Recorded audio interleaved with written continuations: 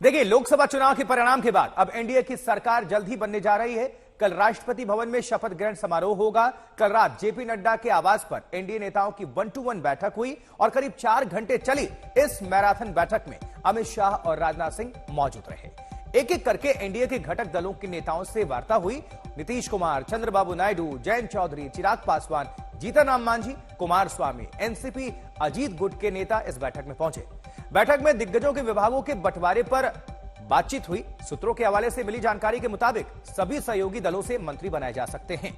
तो तीसरी बात, मोदी सरकार। चलिए, अब फोन लाइन पर हिमांशु मिश्रा हमारे साथ हमारे संवाददाता जुड़ चुके हैं, जो इस को लेकर आप सभी तक पूरी जानकारी पहुंचाएंगे विस्तार से। हिमांशु, बैठक में क्या कुछ मंथन, क्या फॉर्मूला निकलकर सामने आ रहा है, किसकी क्या डिमांड रही, ये सब कुछ आप बताइए।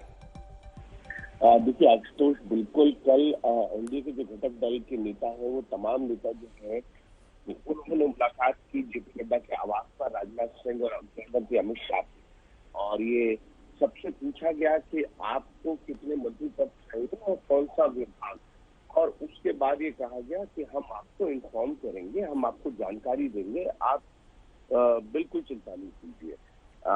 एच.डी. कुमारस्वामी, जो जेडीएस के नेता भी हैं, पूर्व में मुख्यमंत्री हैं, उन्होंने कहा कि उनको कृषि मंत्रालय चाहिए।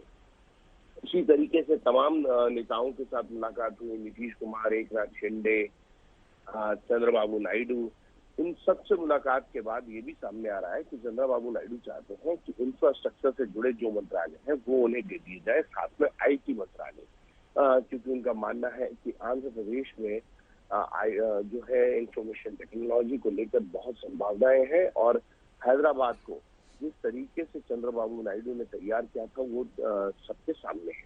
और इसीलिए चंद्रबाबू नायडू जो है इंफ्रास्ट्रक्चर से जुड़े जो विभाग है वो चाहते हैं। उसका कारण यह है कि वो अमरावती को जो है एक वर्ल्ड क्लास सिटी बनाना चाहते हैं, और इसीलिए वो इस मांग को कर रहे हैं। दूसरी तरफ नीतीश कुमार है। नीतीश कुमार की तरफ से ये कहा गया है 3 कैबिनेट बर्थ जो है उन्हें चाहिए, और मंत्रालय कौन कौन से होंगे इसको लेकर वो बातचीत कर रहे हैं।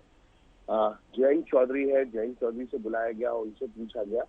साथ ही साथ जीतन राम मांझी, उनको भी बुलाया गया, उनसे भी बातचीत हुई, क्योंकि जीतन राम मांझी को पहले ही प्रॉमिस किया गया था कि 24 के चुनाव में उन्हें केंद्र में मंत्री बनाया जाएगा। जीतन राम मांझी जो है बहुत वरिष्ठ नेता भी है और साथ ही पूर्व मुख्यमंत्री है, तो ये मानकर चला जा सकता है कि उनको भी जो है वो कैबिनेट बर्थ मिलेगी।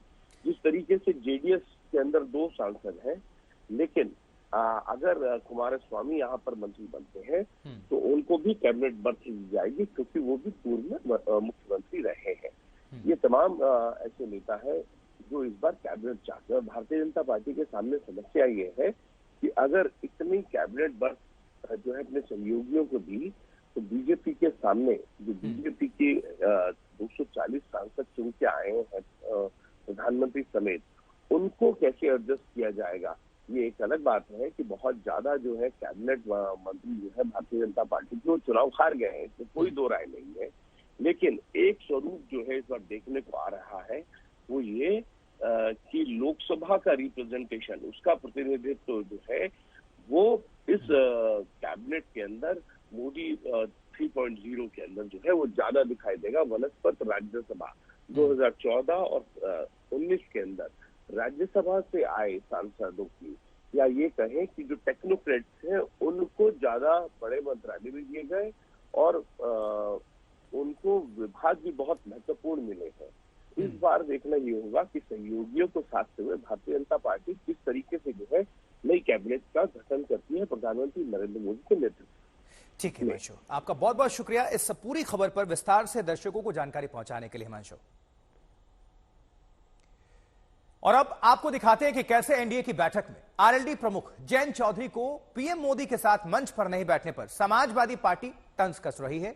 समाजवादी पार्टी ने जयंत चौधरी की तस्वीरों को सोशल मीडिया पर साझा करते हुए कहा है कि आरएलडी पार्टी के मुखिया जयंत चौधरी को मंच पर स्थान तक नहीं दिया गया, जबकि उनकी 2 सीटें हैं। वहीं एक-एक सीट वाले दलों के नेताओं को मंच पर साथ में बिठाया गया। इस तस्वीर को देखिए। एनडीए संसदीय दल में प्रधानमंत्री के मंच पर मौजूद एक एक चेहरा मोदी के तीसरे टर्म के पीछे काम करने वाली ताकत है। चेहरों पर गौर करिए। पवन कल्याण, HD कुमार स्वामी, अजीत पवार, अमित शाह, राजनाथ सिंह, जेपी नड्डा, नरेंद्र मोदी, चंद्रबाबू नायडू, नीतीश कुमार, एकनाथ शिंदे, चिराग पासवान, जीतन राम मांझी और अनुप्रिया पटेल। लेकिन इस तस्वीर से अलहदा एनडीए सांसदों की बैठक में जो दिखा वो है एक तरफ गंभीर बैठे सीएम योगी आदित्यनाथ और यूपी से एनडीए के सहयोगी राष्ट्रीय लोक दल के प्रमुख जयंत चौधरी सांसदों की भीड़ के बीच बैठे नजर आते हैं। अब इंडिया गठबंधन वाले इसे जयंत चौधरी की बेइज्जती बता रहे हैं। सवाल ये उठाया जा रहा है कि जब एक सीटों वाले जैसे अनुप्रिया पटेल और जीतन राम मांझी को प्रधानमंत्री के साथ मुख्य मंच पर जगह दी गई, तो फिर जयंत चौधरी को क्यों नहीं?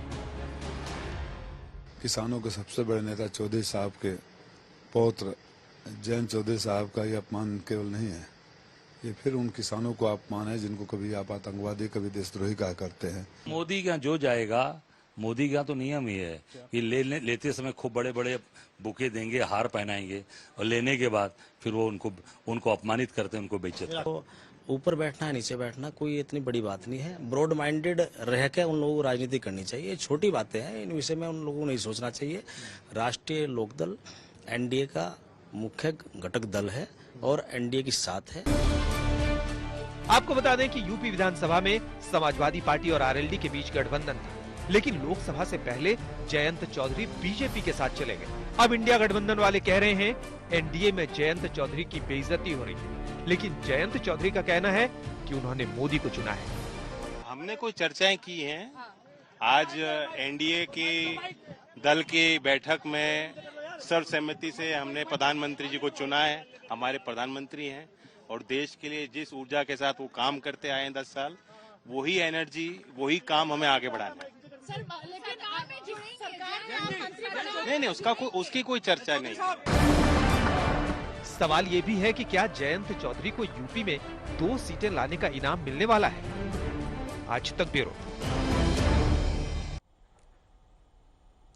तो एनडीए की बैठक में नरेंद्र मोदी ने एनडीए की ताकत गिनवाई, तो वहीं नीतीश कुमार ने साथ देने का दम भरा। समर्थन देने वाले भाषण में सबसे ज्यादा उत्साहित नीतीश कुमार ही नजर आए, लेकिन फिर भी सवाल उठ रहे हैं, विपक्षी उठा रहा है, नीतीश कुमार के मन में क्या है? यह सवाल सबसे ज्यादा विपक्षी दलों की तरफ से ही उठ रहा है। विपक्षी दलों का दावा है कि नीतीश के सियासी इतिहास को देखते हुए सरकार की स्थिरता का दावा नहीं कर सकते।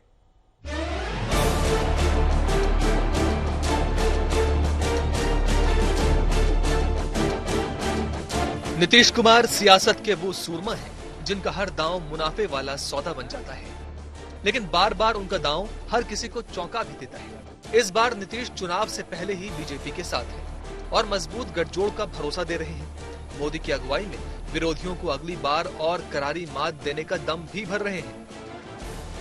और हम लोग पूरे तौर पर सब दिन इनके साथ रहेंगे और पूरे तौर पर जो कुछ भी है आज जिस तरह से भी ये करेंगे बहुत अच्छा है। और आप जान लीजिए कि कुछ लोग, हम लोगों को तो अब लगता है कि अगली बार जो आप आइएगा ना, तो इस बार हम देखें कि कुछ इधर उधर कुछ जीत गया है, अगली बार सब हारेगा, हमको पूरा भरोसा है। उधर नीतीश के दावों और इस यकीन के बीच विरोधी उनका इतिहास याद दिला रहे हैं। नीतीश कुमार की मौजूदगी में सरकार की स्थिरता पर सवाल उठा रहे हैं। जो इतिहास है वो सभी देशवासियों ने देखा है, खासतौर पर बिहार के लोगों ने देखा है कि कब वो पलटी खा जाएगा कहना मुश्किल है, कब वो चेंज कर लेंगे, इस फ्लोर से उस फ्लोर में चले जाएंगे, ये कहना मुश्किल है। तो आगे देखते हैं क्या करते हैं वो। अब ये मोदी सरकार नहीं है, अब ये एनडीए की सरकार है। एनडीए की सरकार में सब सम्मिलित हैं और अगर सब सम्मिलित हैं, सबका हिस्सा है। क्योंकि नीतीश कुमार ने पाला पलटने का सियासी खेल इतनी बार खेला है कि उनका अगला कदम क्या होगा ये समझ पाना किसी के लिए भी आसान नहीं। यही वजह है कि नीतीश कुमार को साधे रखना बीजेपी के लिए चुनौती बनी रहेगी। 2013 में जब मोदी बीजेपी चुनाव अभियान समिति के प्रमुख बने तो नीतीश एनडीए से अलग हो गए। 2014 में सीपीआई के साथ चुनाव लड़ा, लेकिन 2 सीटें ही जीत सके। 2015 विधानसभा चुनाव से पहले आरजेडी कांग्रेस के साथ गठबंधन किया। जुलाई 2017 में फिर बीजेपी के साथ चले गए। नवंबर 2020 में बीजेपी के सहयोग से सीएम बने। अगस्त 2022 में फिर बीजेपी से अलग हुए। आरजेडी कांग्रेस गठबंधन में नीतीश फिर सीएम बने। जनवरी 2024 में एनडीए के सहयोग से 8वीं बार सीएम बने। नीतीश कुमार के इसी रुख और रवैये के चलते विपक्षी नेता तमाम सवाल उठा रहे हैं और इस बहाने बीजेपी पर हमला बोल रहे हैं। शुरू से मोदी जी बैसाखी पे चल रहे हैं। परमात्मा मोदी जी खुद अभी बैसाखी लेकर चल रहे हैं। ये दो बैसाखी, एक तो है नीतीश कुमार जी, दूसरे है चंद्रबाबू नायडू साहब। ये दो बैसाखी को संभाल के चलना पड़ेगा उनको, कब गिर जाएगी पता नहीं। 9 जून को नरेंद्र मोदी तीसरी बार पीएम बनेंगे और इस बार घटक में नीतीश कुमार जैसे नेता पर लगातार नजर बनी रहेगी। पटना से आदित्य वैभव, सुजीत झा, रोहित कुमार सिंह के साथ दिल्ली से चित्रा त्रिपाठी और हिमांशु मिश्रा, आज तक। तो नरेंद्र मोदी बतौर प्रधानमंत्री तीसरी बार शपथ लेने जा रहे हैं और इसको लेकर तैयारी जोरदार चल रही है। राष्ट्रपति भवन में क्या माहौल है, किस तरह की सुरक्षा व्यवस्था है, कितनी तैयारी है, ये सब कुछ आपको दिखाते हैं। हिमांशु मिश्रा की हमारी रिपोर्ट, हमारे सहयोगी की रिपोर्ट। यहाँ पर शपथ ग्रहण की तैयारी चल रही है।